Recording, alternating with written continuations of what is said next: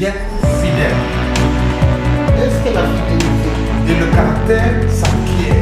positive, elle est innée ou bien elle Nous avons on apprend à devenir fidèle?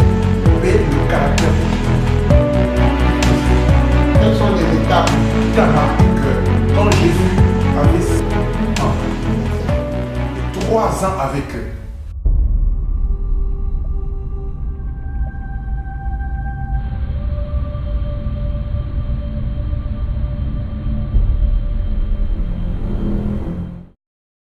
Fidèles téléspectateurs de Glorieuse Télé, bonsoir.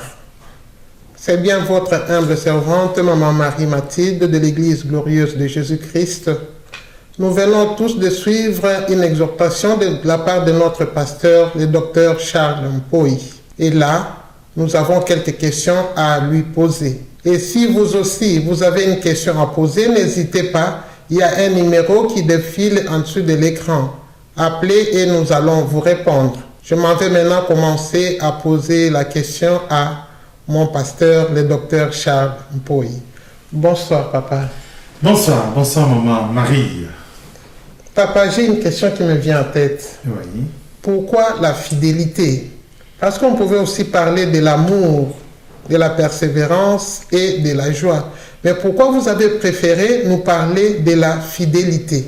Merci beaucoup maman Marie pour la question. D'abord, je tiens à vous remercier. Mais avant cela, je remercie le Seigneur pour cette opportunité qu'il me donne pour que je réponde à vos questions qui peuvent éventuellement éclairer ou nous éclairer sur ce que je viens de dire en exhortation. Je répondrai aux différentes questions, non pas comme un professionnel, pas comme un connaisseur, parce que c'est le Saint-Esprit qui connaît toutes choses, qui a la profondeur de la connaissance. Je vais répondre comme un ouvrier, comme un serviteur qui ne connaît qu'en partie, qui apporte aussi un élément à d'autres éléments que d'autres éminents prédicateurs ont déjà répondu à ces questions, sûrement. Pourquoi la fidélité? D'abord, c'est poussé par l'esprit que je parle de la fidélité. L'amour, c'est vrai que l'amour est très important, puisque la Bible nous dit. Mais vous savez, quand on n'aime pas, on n'est pas fidèle. Donc, il faut être fidèle. En fait, l'amour s'exprime aussi dans la fidélité. Quand on aime quelqu'un, on est fidèle.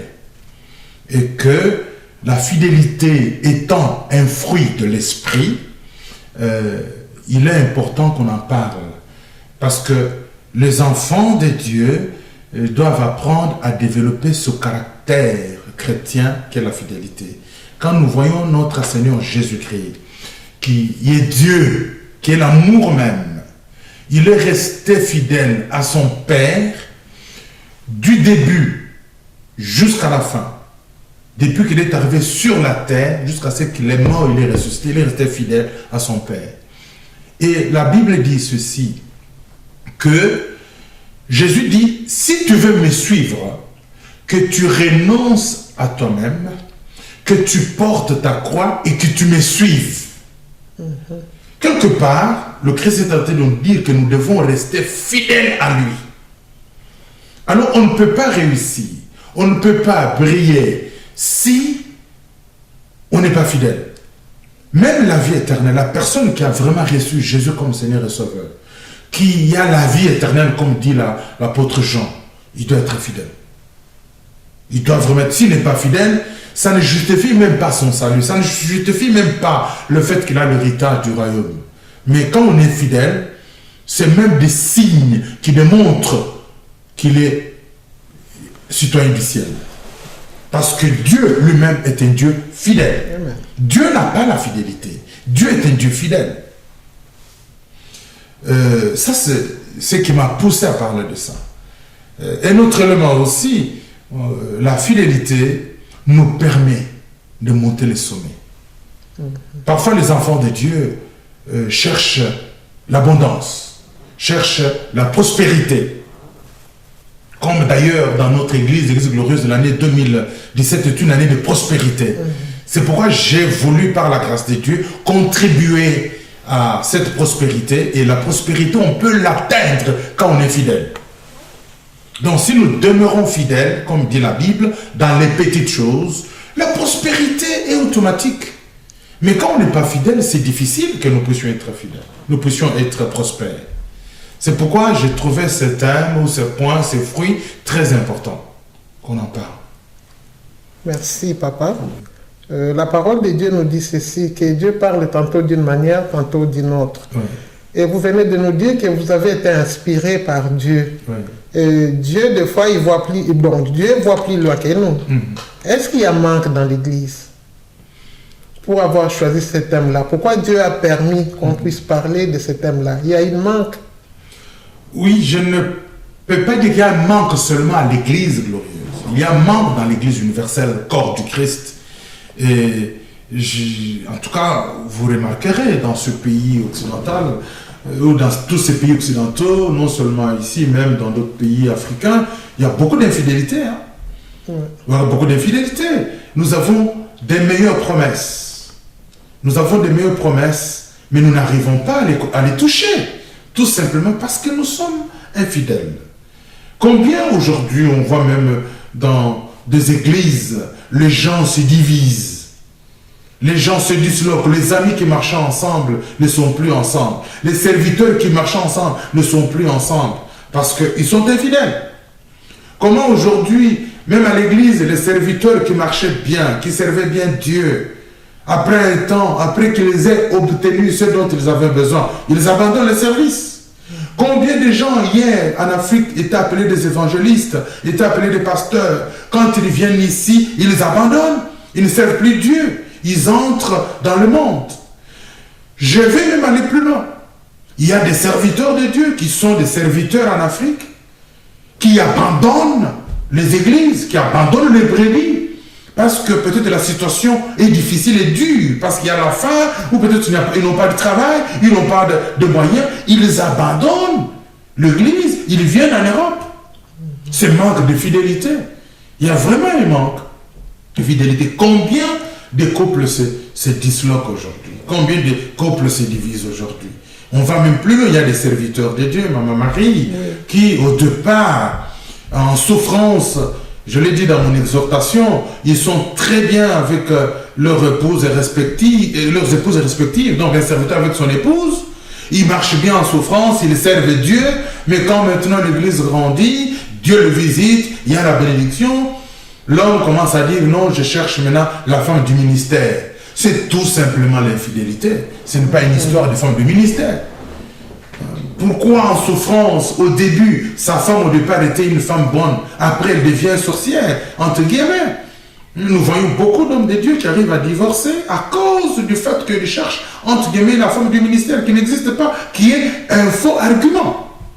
Donc, en vérité, il y a un manque dans l'église aujourd'hui. Il y a un manque dans les milieux des enfants de Dieu où cet élément n'arrive pas. Et aujourd'hui, les enfants de Dieu ne progressent pas, n'entrent pas dans la prospérité. La Bible dit que nous serons la tête et non la queue. Mais nous nous rendons compte que les enfants de Dieu sont la queue. Ils sont, pourquoi? Tout simplement parce qu'ils ne sont pas fidèles. Dans les études, ils ne sont pas fidèles. Nos enfants ici en Europe, nous avons l'opportunité d'étudier en Europe, parfois gratuitement, par rapport à nous qui avons étudié en Afrique dans des conditions difficiles. Mais ils ont toute la facilité ici de faire de bonnes études, de devenir des grandes personnes, mais ils n'arrivent pas à le faire, ils n'arrivent pas à étudier parce qu'ils sont infidèles. Ils ne sont pas fidèles dans leurs études. Nous sommes, si nous voyons peut-être la communauté congolaise en Belgique, en Europe, nous sommes nombreux. Mais ce n'est pas facile. Nous ne sommes pas fidèles. Alors, je trouve qu'il y a vraiment un manque. Si nous pouvons revenir à l'écriture, dire seulement que nous devons être fidèles, ça nous fera beaucoup de bien. Et si nous changeons notre caractère, notre comportement, nous allons évoluer. Comme je l'ai dit, la fidélité nous ramène au sommet. Amen. Et Dieu veut que nous soyons au sommet.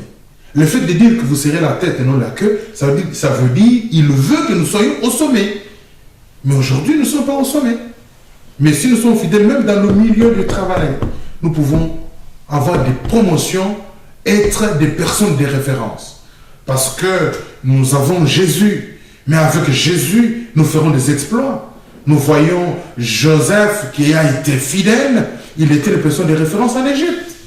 Pharaon pouvait se référer à lui jusqu'à ce qu'il ait été Premier ministre. C'est grâce à la fidélité. Mais pourquoi nous aussi un jour prétendre avoir un Premier ministre belge qui est d'origine étrangère congolaise? C'est la fidélité. Voilà. Merci, docteur. Ouais. Voilà, bien-aimés dans le Seigneur, on a tous compris qu'il y a un manque dans l'Église de Dieu. Il y a vraiment un manque. Mais comment maintenant faire pour... c'est comme une maladie. Hein. Il y a beaucoup de choses qui manquent dans l'Église de Dieu, mais que faire? Alors, il y a les numéros de téléphone qui défilent. N'hésitez pas, téléphonez et vous aurez la réponse.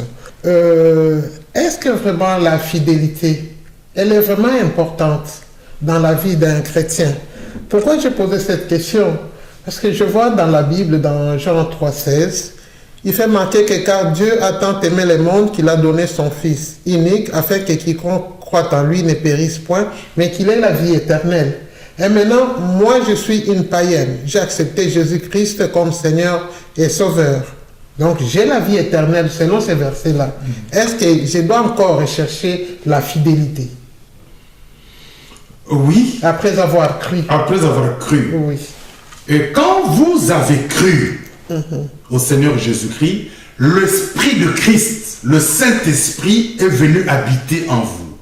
Et ce Saint-Esprit vient avec ses fruits, qui sont notamment l'amour, la joie, la paix. Il y a aussi la fidélité. Tout enfant de Dieu qui a l'Esprit de Dieu doit être fidèle. Et la Bible dit que vous les reconnaîtrez par leurs fruits. C'est en voyant la fidélité dans l'enfant de Dieu qu'on voit que cette personne est née de nouveau, cette personne est un citoyen du ciel. Donc, c'est important, c'est indispensable. Si un arbre ne produit pas les fruits, il est inutile. On doit les couper, dit la Bible d'ailleurs. Alors, tu es un arbre qui a l'Esprit de Dieu, qui doit produire les fruits, notamment la fidélité. Et quand nous voyons le Christ, lui-même est resté fidèle, et je l'ai dit tout à l'heure, à son Père. Il est resté fidèle, il était stable, il était constant. Même quand on l'a arrêté, il s'est comporté comme fils de Dieu. Et regardez même quand le diable est venu lui poser la question, le tenter, il lui a dit, si tu es fils de Dieu, mais lui n'était pas venu mourir comme étant fils de Dieu, il était venu mourir comme un homme. Alors en restant fidèle, il dit, l'homme ne vivra pas de pain seulement, pour rester fidèle à la mission. Donc, la fidélité est un fruit qui doit sortir d'un enfant de Dieu. Et c'est important. Amen. Ouais. Bien-aimé, c'est vraiment très important d'être fidèle. Donc, on ne va pas s'arrêter seulement à recevoir Christ, mais nous devons vraiment faire tout pour demeurer fidèles en notre Dieu. Ah, ça c'est bien dit. Pour demeurer fidèle. Pour demeurer fidèle. Ça c'est bien. Amen. Voilà, papa, on continue avec une autre petite question, toujours dans l'importance de la fidélité. Moi, je suis païenne. J'accepte. Vous portez la peau de païen. Oui, je porte la peau de païen. Sans l'être, bien sûr. Il ne faut pas l'être. Oui. J'ai accepté Jésus-Christ comme Seigneur et Sauveur. Oui. Donc, si vous avez accepté Christ comme Seigneur et Sauveur, vous n'êtes pas païen déjà. Donc, non, je suis païenne et je viens d'accepter. Ah, vous venez d'accepter. Vous êtes la nouvelle convertie. Alors, il y a des questions qui me viennent en tête pour devenir maintenant une fidèle. Oui. Est-ce que la fidélité, elle est progressive, évolutive, elle est innée, ou bien elle peut être, comment on dit, on apprend à devenir fidèle? Voilà ma question. Moi qui viens d'accepter Jésus-Christ. D'accord, maman. Merci. J'aimerais d'emblée vous dire que la fidélité est un fruit de l'esprit, est un caractère. Et le caractère, on l'obtient par rapport aux habitudes. C'est en développant les habitudes de fidélité qu'on devient fidèle. Donc c'est un caractère. Et le caractère s'acquiert. À partir du moment où nous avons l'Esprit de Dieu, nous devons développer le caractère de Jésus-Christ, notamment la fidélité. La Bible dit dans Marc que quand Jésus avec ses apôtres, il est resté 3 ans avec eux. Le but pour lequel il est resté 3 ans avec eux, c'était de les enseigner, de leur donner la connaissance, la parole de Dieu, pour qu'ils obtiennent son caractère. Alors, quand on est enfant de Dieu, on ne doit pas rester dans cet état-là. La Bible dit que mon peuple périt faute de connaissance. Alors, on doit être enseigné, on doit apprendre, on doit connaître le secret ou le bénéfice que nous obtenons quand nous sommes fidèles. Et quand on connaît la vérité, on développe ce caractère. Et comme tout caractère, s'obtient progressivement. Amen. Oui. Puisque le caractère, c'est comme quand on est enfant, on a une façon d'être fidèle. Quand on grandit, on a une autre façon. Et quand on est affermi, on a la connaissance, on sait demeurer fidèle puisqu'on comprend ce qu'on veut et ce qu'on désire. On a la connaissance de la parole de Dieu. Donc, le caractère se développe. Comme la fidélité se développe. C'est ainsi que la Bible dit que ceci. Si vous êtes fidèle dans peu de choses, on vous confiera les grandes parce qu'on est sûr qu'on sera aussi fidèle dans les grandes. Donc, au fur et à mesure que vous êtes fidèle, vous progressez et vous devenez fidèle dans les grandes choses. Donc, c'est progressif, le caractère. Voilà. Bien-aimé, la fidélité, c'est un caractère. Donc, nous devons vraiment rechercher la connaissance pour avoir ce caractère-là. Pasteur, oui. Vous venez de dire quelque chose là qui m'a un peu...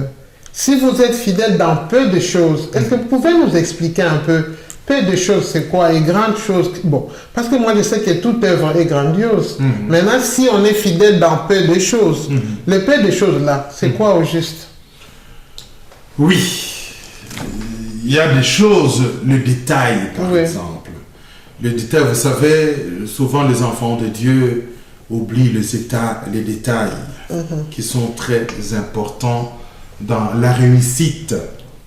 Dans la réussite, les petites choses sont en tout cas très importantes. Si aujourd'hui, vous êtes dans une église et vous avez un grand ministère pour devenir pasteur, mais vous ne l'êtes pas, ce n'est pas visible, et vous servez dans une église auprès de notre ministre, de notre pasteur, vous devez rester fidèle. En étant fidèle, vous êtes choriste, en étant fidèle en tant que choriste, Dieu vous confiera les grandes. Dieu permettra que vous puissiez arriver à ce que vous puissiez être bien sûr le ministre qui est votre appel, qui est votre ministère. Nous voyons David. David avait été déjà, on l'avait oint, Samuel l'avait oint à l'âge de 17 ans. Mais pendant tout ce temps-là, il est resté fidèle au service de Saül. Et là, il a appris d'ailleurs beaucoup de choses dans cette fidélité. Il a été berger pour garder le troupeau de son père. Et Dieu lui apprenait déjà son ministère en étant berger. Non seulement ça, il est entré dans la cour royale. Un des militaires du roi Saül lui a appris la fronde. À partir de la fronde qu'il avait apprise, il a dû tuer et faire écrouler Goliath. De ce Goliath, David a pris la renommée. Et cette façon-là d'être fidèle l'a ramené, l'a propulsé tout doucement au sommet pour devenir roi d'Israël.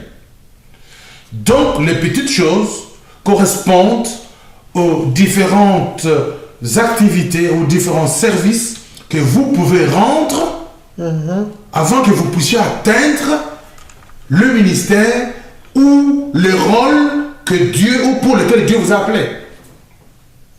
Voilà, ça des petites choses.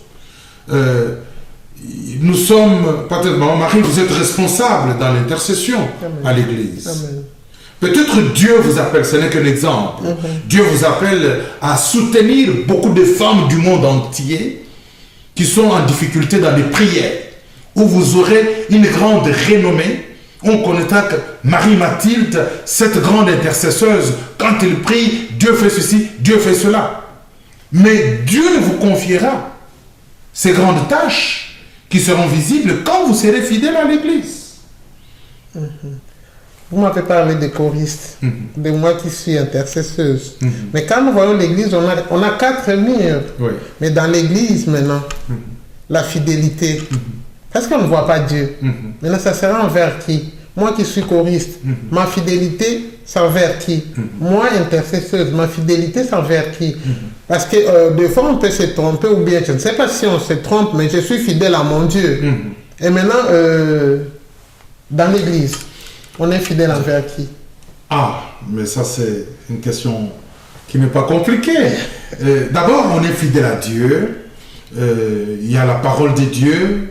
Nous devons rester fidèles à cette parole qui est très importante.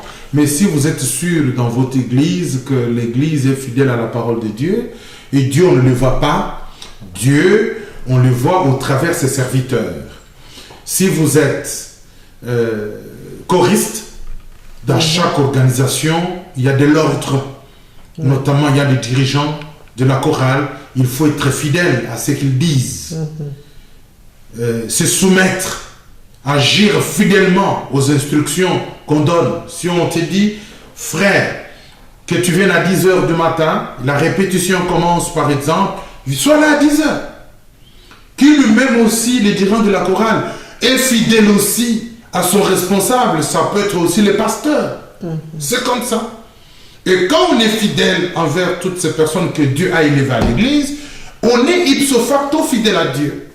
Puisque toutes ces personnes sont établies par Dieu. Celui qui obéit à toutes ces personnes ou qui est fidèle à ces personnes est fidèle à Dieu. Merci. Voilà. Merci, pasteur. Oui. Donc, si j'ai bien compris, la fidélité, dans la fidélité, il y a l'obéissance, il y a le respect. Bien sûr. Oh, bien-aimé dans le Seigneur, toi qui es choriste, toi qui fais un travail dans l'œuvre de Dieu, sois obéissant, respecte tes conducteurs. C'est alors que tu diras que tu es fidèle à Dieu. Donc, dans des petites choses, sois fidèle. Et maintenant, Dieu pourra t'élever un jour dans des grandes choses. Que Dieu vous bénisse, pasteur. Oui, très important. Juste un élément que je voulais ajouter. Oui. Vous voyez, quand Dieu a dit à Moïse, il a dit que vous construirez le tabernacle. Vous tous, vous construirez le tabernacle selon le modèle que je veux te montrer. Amen. Donc, tout le monde construira le tabernacle selon le modèle que Dieu va montrer à Moïse. Donc, Moïse, quand il construisait le tabernacle, tout ce qu'il faisait, c'était fidèlement au modèle que Dieu lui montrait. Quand on construit, quand on fait des choses sans suivre le modèle fidèlement, on est à côté. Et du fait que Moïse avait construit fidèlement au modèle que Dieu lui avait montré, la Bible dit que le Shekinah de Dieu, la gloire de Dieu est descendue. C'est pourquoi d'ailleurs, quand nous ne sommes pas fidèles, nous ne faisons pas les choses fidèlement comme Dieu veut, la gloire de Dieu ne descend pas. Vous pouvez voir aujourd'hui les choristes qui chantent, mais dans leur cœur, ils ont des esprits de rébellion. Ils ne sont pas fidèles à leurs dirigeants ou aux instructions qu'on leur a données. Mais du fait qu'ils veulent chanter, ils ont les micros. Le fait d'entendre de belles voix, le fait d'écouter de belles mélodies ne suffit pas qu'il y a la gloire de Dieu. Ce qui fait descendre la gloire de Dieu, c'est l'obéissance, c'est la fidélité à la parole, c'est la fidélité au modèle, aux instructions que Dieu a données. Vous savez qu'aujourd'hui, il y a beaucoup de corps étrangers à l'église. On peut introduire n'importe quoi à l'église. Il y a des danses aujourd'hui qui sont à l'église. Il y a des paroles aujourd'hui qu'on introduit à l'église qui n'ont rien à voir avec Dieu. Mais on a besoin d'écouter de la bonne musique, les gens chantent, dansent, ils sont contents. Mais c'est de l'infidélité. Est-ce que véritablement Dieu veut que les choses soient comme ça? Vous voyez, la Bible dit, par exemple, que les afféminés n'hériteront pas le royaume des cieux. Mais vous verrez dans les chorales quelqu'un qui a des cheveux tressés, un homme qui a des cheveux tressés, qui a des boucles d'oreilles, qui se comporte comme une femme, un afféminé. Vous les verrez jouer. Quelque part, c'est de l'infidélité à Dieu. Et quand nous permettons ces choses-là, il est impossible que la gloire de Dieu descende. Bien aimé.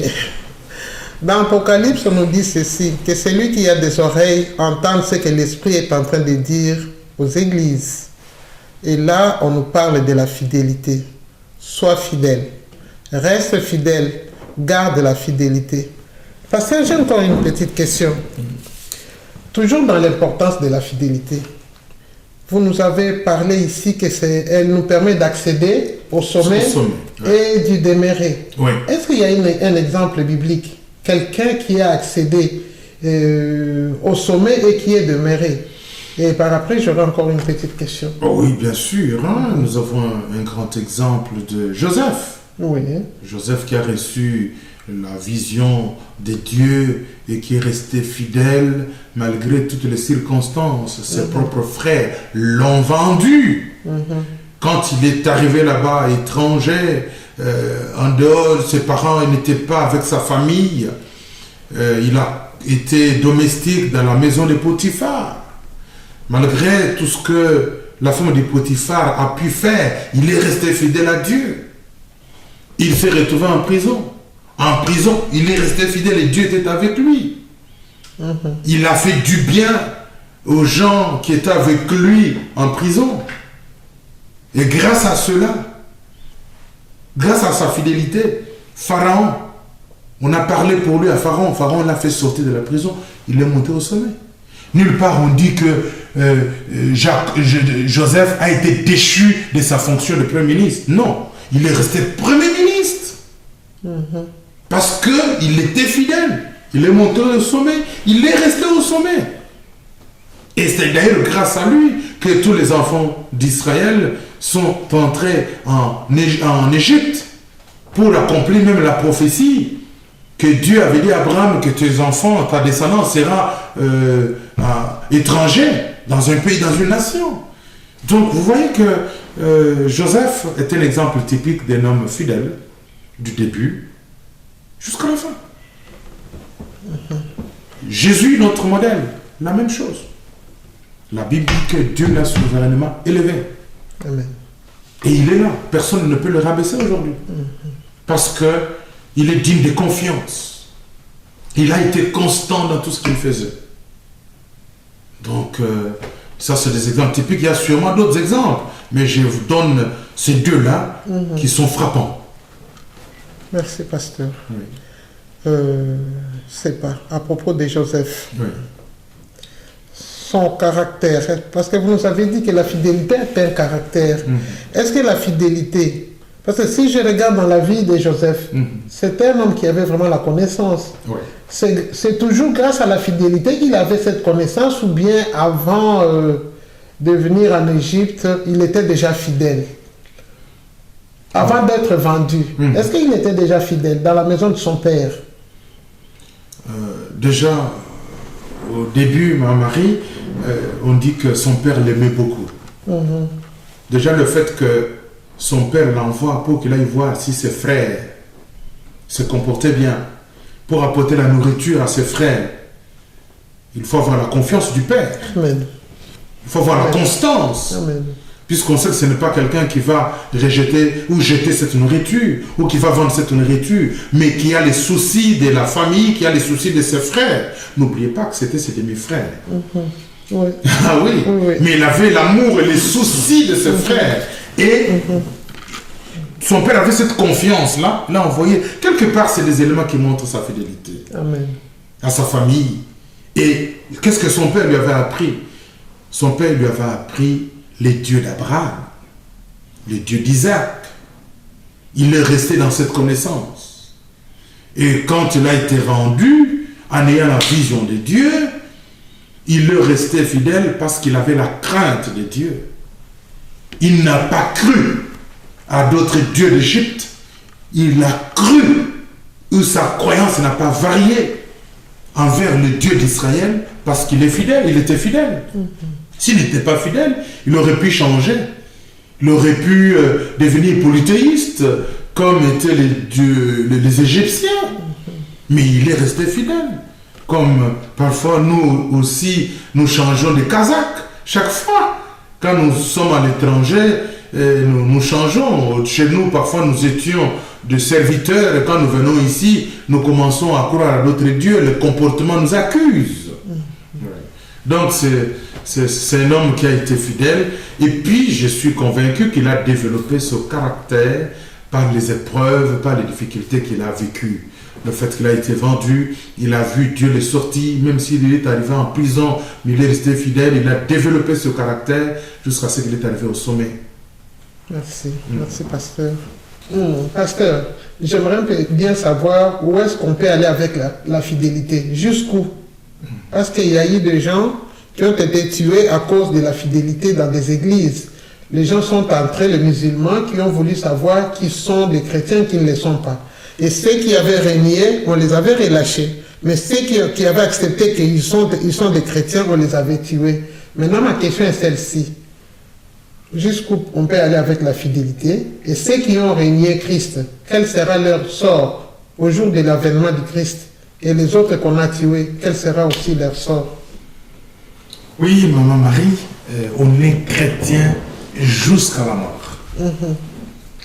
Celui qui renie le Christ le régnera aussi devant son Père.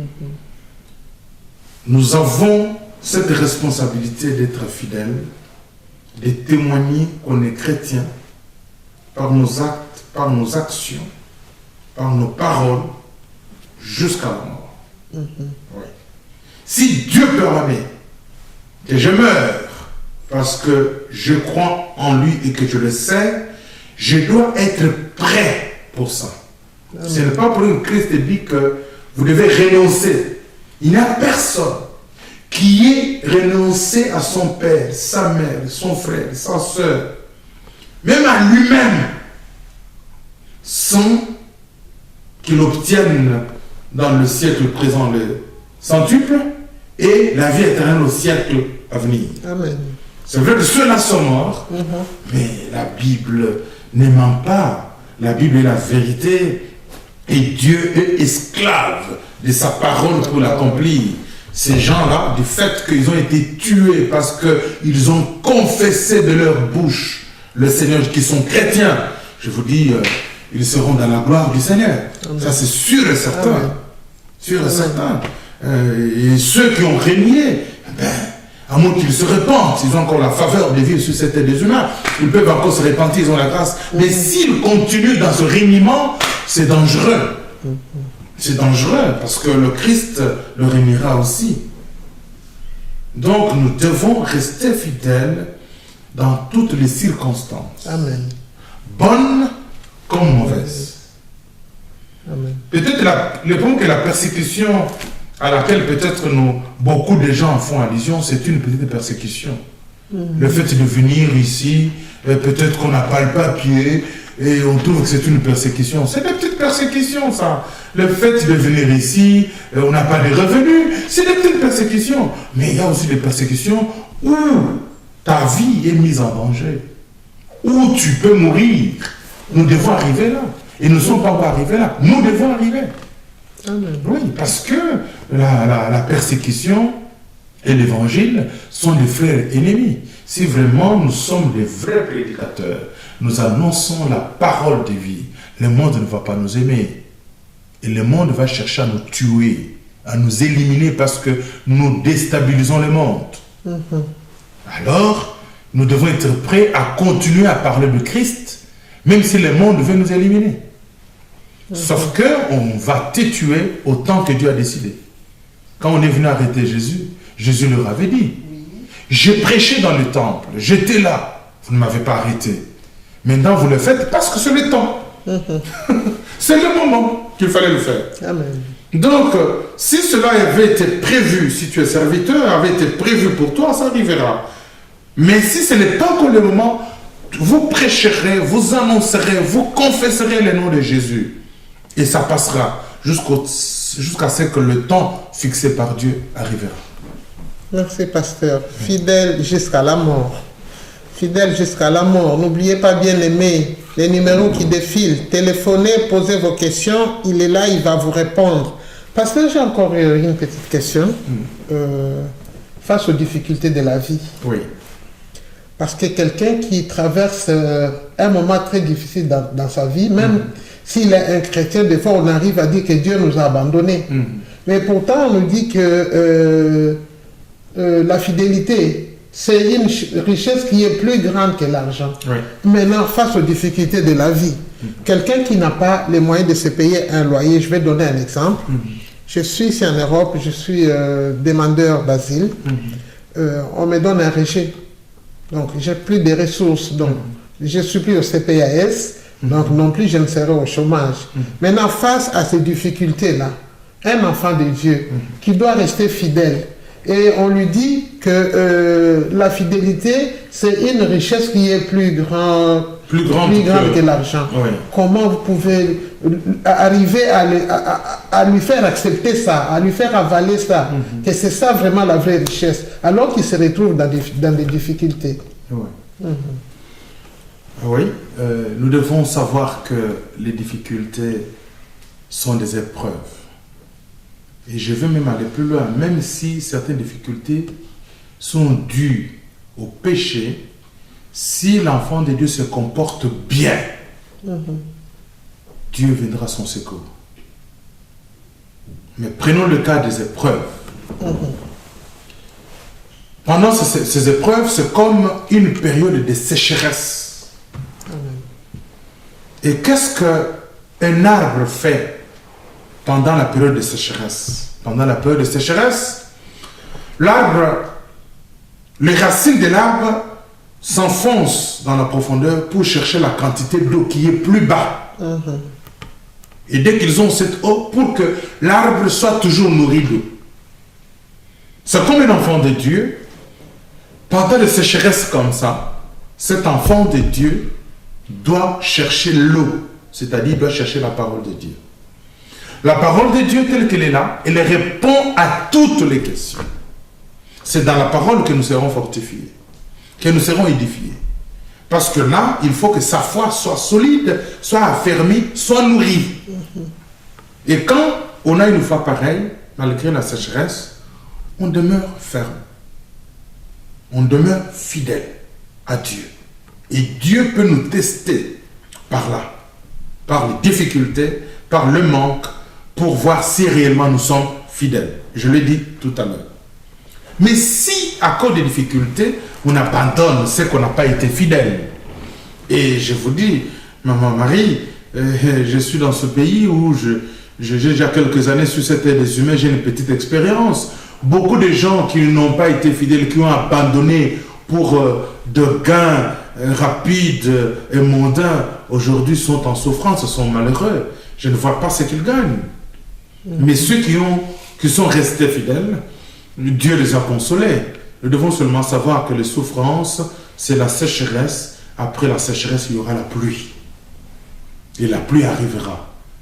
Nous devons savoir que le fait de ne pas avoir le séjour, le fait de ne pas avoir l'argent, le moyen financier ou l'argent, ce n'est pas la fin du monde. Je vous dis, mieux vaut perdre de l'argent et gagner la fidélité que perdre la fidélité pour l'argent. Mais comment la personne va vivre? La personne va vivre... Vous savez, je vais vous dire une chose. Je n'ai pas une solution à vous donner là-dessus, mais la réponse que je peux vous donner est que un moment, Élie était en souffrance. Pendant la sécheresse, Dieu, il a commencé à se nourrir. Les corbeaux lui apportaient la nourriture. Quand les corbeaux, ils buvaient l'eau, et quand le corbeau avait arrêté de lui apporter la nourriture, quand l'eau avait séché, Dieu lui a dit, va dans une ville, j'ai ordonné à une femme de te nourrir. Dieu l'a nourri au travers de la femme. Ça, c'est... Notre Dieu est un Dieu multisystème. Nous devons lui faire confiance. Il sait comment se débrouiller. Il sait comment faire pour nourrir ses enfants qui sont fidèles. C'est tout simplement ça. Amen. Il y a d'autres qui peuvent dire non, je crois en Dieu, j'ai fait ceci, mais parfois ils ne sont pas fidèles. Mais celui qui est fidèle, Dieu se souviendra de lui. Ça, c'est un. Les deux. Ne prenons pas mal le fait que tu es venu dans ce pays, tu n'as pas de séjour, tu n'as pas de revenus, et puis on te prend, on te ramène chez toi. C'est pas la fin du monde, ça. Peut-être le plan de Dieu était que tu sois mieux là-bas. Sauf que ça prendra le temps que ça prendra. Ne faisons pas de l'Europe le ciel, ou le paradis. C'est un endroit comme tout autre endroit. Si aujourd'hui il y a la nourriture, il y a tout ce qu'on peut imaginer, ils ont fourni beaucoup d'efforts. Fournissons aussi des efforts. Il peut arriver que tu viennes dans ce pays, tu réussis. Il peut arriver que tu ne réussisses pas, Dieu veut que tu ailles réussir ailleurs. C'est comme ça. Parce que nous risquons ou nous commençons à confondre. Nous prenons l'Europe comme étant le demi-paradis. Non. L'Europe n'est pas le demi-paradis. L'Europe ou l'Occident n'est pas le ciel. Donc je préfère rester fidèle à Dieu et subir toutes les conséquences possibles, mais hériter le royaume des cieux. Amen. Ouais. J'espère que tout le monde a compris. Encore une dernière question, papa, avant de tirer la conclusion. Ouais. Vous nous avez parlé de l'arbre qui perd ses feuilles. Maintenant, spirituellement, que représente pour un chrétien le feuille et le rôle que les feuilles ont à jouer dans la vie d'un enfant de Dieu? C'est quoi au juste? Oui, je me souviens, j'avais parlé de ce point-là quand j'ai enseigné sur les différentes saisons, notamment les saisons cycliques.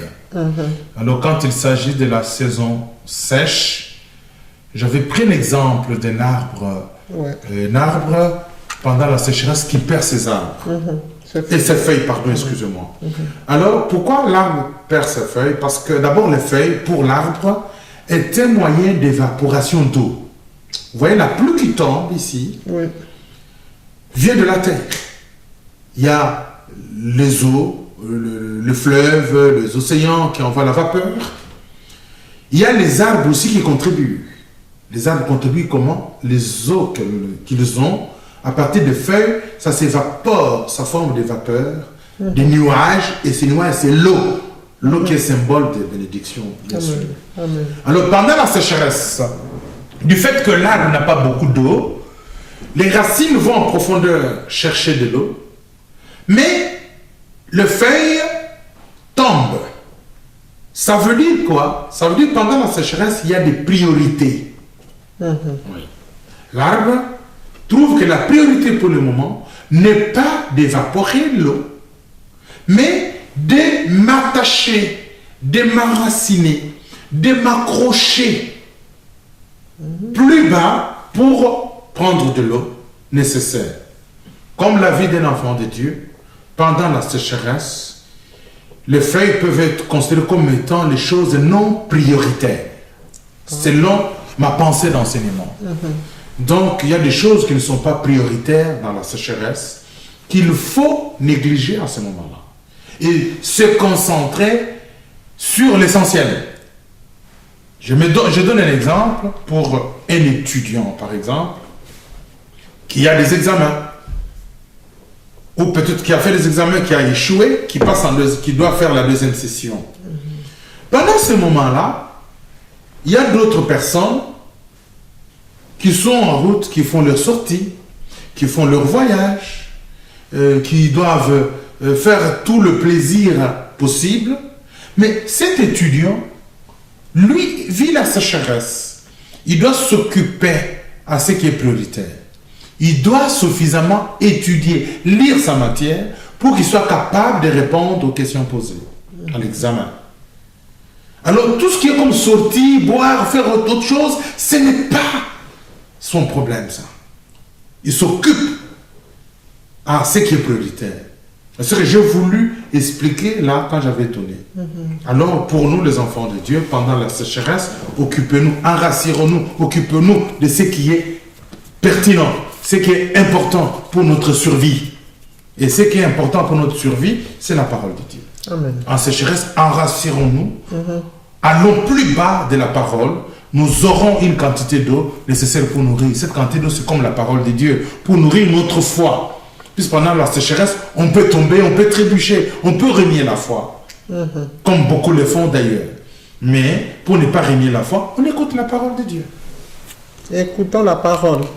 Bien On aimé. écoute, on médite Amen. Et méditer, c'est réfléchir profondément. Amen. Réfléchir profondément à la parole de Dieu, la maîtriser pour savoir faire face à la sécheresse que nous vivons, que nous traversons. Merci, papa. On ne va pas terminer cette émission sans pour autant parler un peu des conséquences de l'infidélité.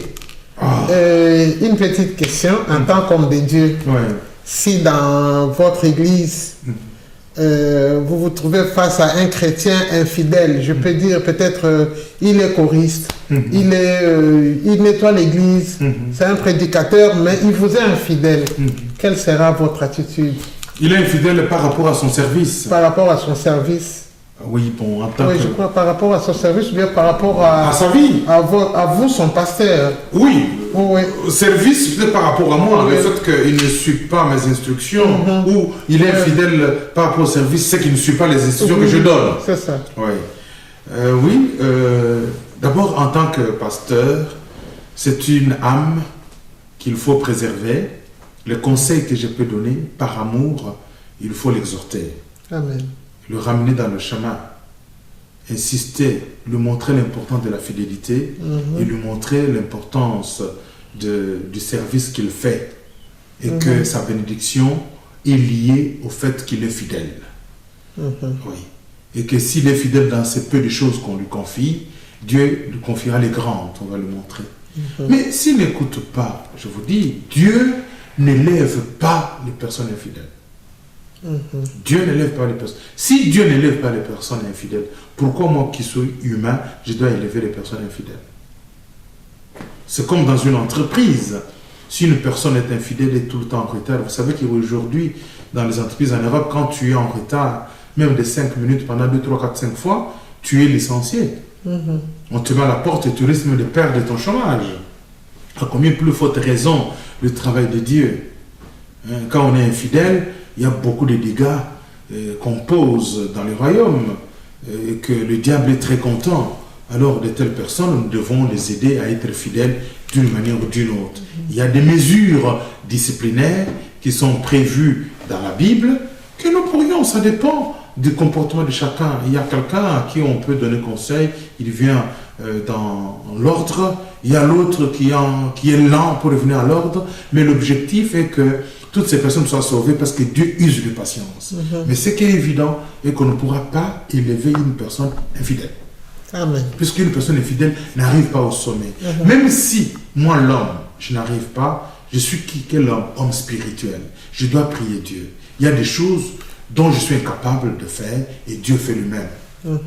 À part le temps, en priant Dieu, Dieu intervient. Soit Dieu touche le cœur de la personne, ou Dieu lui-même, Dieu écarte la personne. J'ai vécu beaucoup de cas comme ça, où Dieu lui-même s'en occupe, écarte lui-même, sans pour autant avoir de problème. Ouais.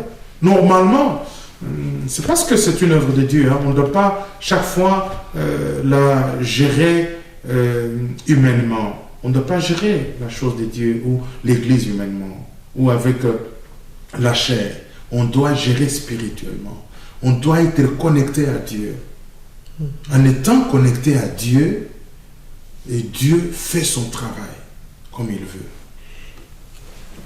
Un mot de la fin, papa. Un mot de la fin, maman. Un petit conseil. Oui.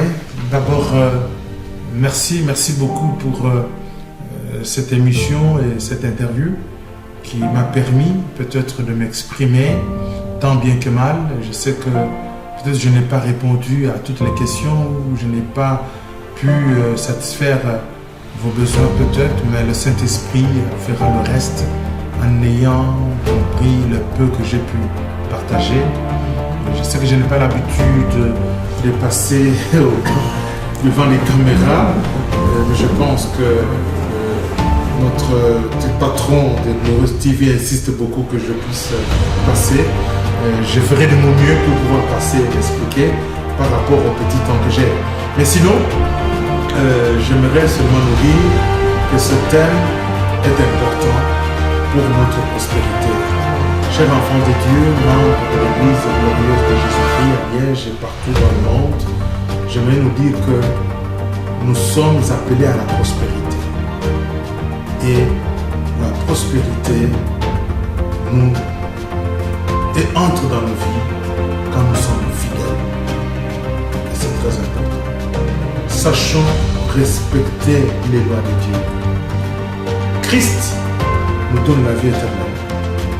Les lois de Dieu nous amènent à la prospérité. Respectons les principes divins. La prospérité est avec nous. Et parmi ce principe, il y a la fidélité. J'ai regardé les conséquences très néfastes de l'infidélité. Quand parfois un couple se divise, les enfants sont malheureux.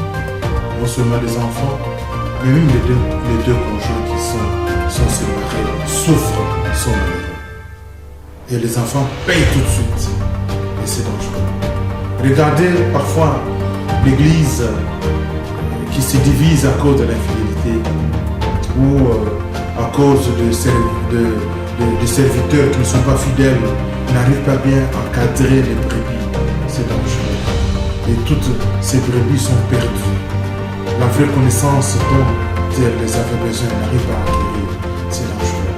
Alors soyons seulement fidèles en tout et pour tout, et quelles que soient les circonstances, quelles que soient les saisons, demeurons fidèles à Dieu, au principe de Dieu. Et je suis convaincu que nous réussirons. Voilà, fidèles téléspectateurs, bien-aimés dans le Seigneur, nous sommes arrivés à la fin de notre émission. Que Dieu nous bénisse. Moi, j'ai été édifié et je pense que vous aussi, de votre côté, vous avez vraiment été édifiés.